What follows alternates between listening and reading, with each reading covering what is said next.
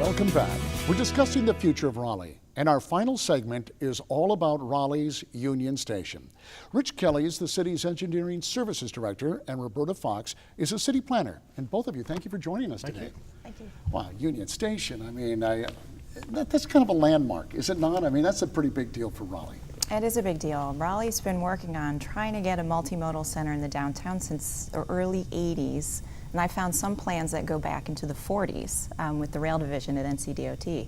So the most recent version of that is a study that we did in 2010 that showed that we needed a multimodal center to accommodate some of the modes of transportation we wanted to have in the city in the future. Oh, tell me what that is. Sure. Multimodal, what is that? Sure. It's exactly what it sounds like. So multiple modes of transportation. So if you think about other larger cities, you know, you have a Washington, D.C. Union Station, you have a Denver Union Station, an L.A. Union Station, and all of those combine different modes of transportation. So you have trains, you have cars, you have buses, etc. So Raleigh needed one to accommodate an increase in our passenger rail service, and that's Amtrak services. Mm-hmm. And then we're on the route for Southeast High-Speed Rail. And we didn't have a place to accommodate a platform of that size.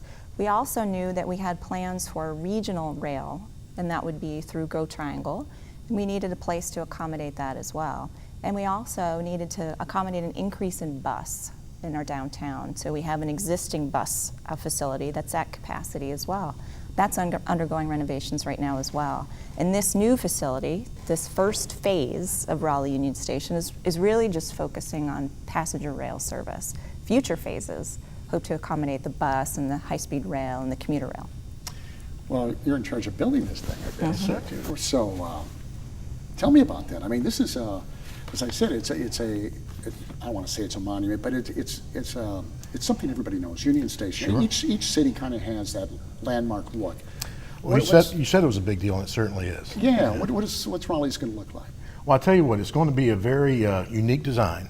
And there's some, actually, if people go online and look at the webpage, there are some renderings of the station, so they'll be able to get get the essence of what it's going to look like. But I can tell you, the construction is actively ongoing right now. If anybody's had a chance to go down to the west end of Martin Street lately, it's kind of intimidating down there. There's a lot of activity. And one of the things that really makes this a big deal, though, is that there are a lot of partners involved in this. It's got federal, state, and local funding, so there's a lot of interest. A lot of people that are involved in the process, and certainly too, we are engaged actively coordinating with all the railroads that are in that area.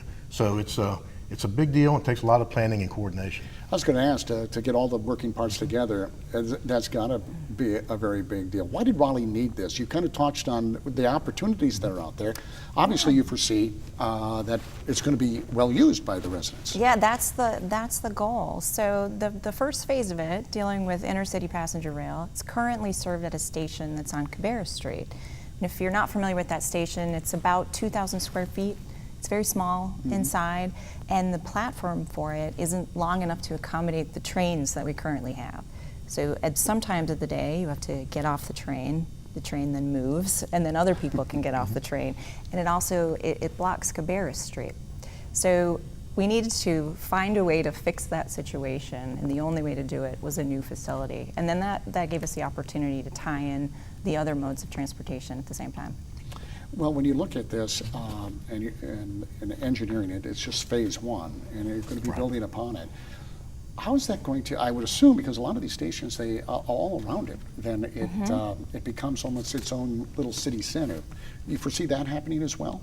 Yeah, and we're seeing that right now. Absolutely. As part of the coordination that Rich has to deal with is some of the large mixed-use developments that are going on in the district as well. So since we did the feasibility study in 2010, there's been a lot of development down there. Citrix moves its headquarters just north of where the station is, and right now we have an active construction site with the Dillon project. And one of the things I'd like to add too is that a part of this project is to provide a new civic plaza adjacent to the new Union Station. So we're anticipating a new space downtown for activities to encourage even more people just to come down and visit, and hopefully have some more exciting events down there just in that general warehouse district. Well, I mean, as an engineer, to put something like this together, I know it's probably been done in other places, but Raleigh's unique, and I'm sure this is a unique project, is it not? This is definitely a unique project, and I'm not sure that even others done other places have had some of the Really? challenges that we have as far as the physical site itself is a very interesting one in the sense that it is completely surrounded by 3 active railroads. So there has been a lot of coordination with the railroad companies, like I said, in addition to all the interested governmental parties that have some interest in seeing this thing come to fruition. So this has definitely been a challenging site, but that just makes it a lot much rewarding when we have the really nice grand opening here shortly. Yes, I could tell by the chuckle that you had some challenges. That's right. There's a lot of parts, We isn't there? do, yeah. We see what each day brings. Well, what's the timeline for folks who are anxious for it to open? Sure. What are we Like I looking said, at? it's in the middle of construction. It's full bore right now. We anticipate the construction activities will go on through the remainder of 17, into 17 and through 17, and that the new facility will be up and operational early 2018. Is there a place people can go other than the site itself to learn more about it? You can go onto our webpage, right. and there'll be information there on the City of Raleigh webpage. That's very exciting stuff. It's kind of nice to be a resident of a city that's, growing like this. It's very cool. Thank you very much, both of you, for being here. In fact, we'd like to thank all of our guests for joining us today, and thank you for watching. We hope you have the opportunity to get out there and enjoy everything Raleigh has to offer now and in the future.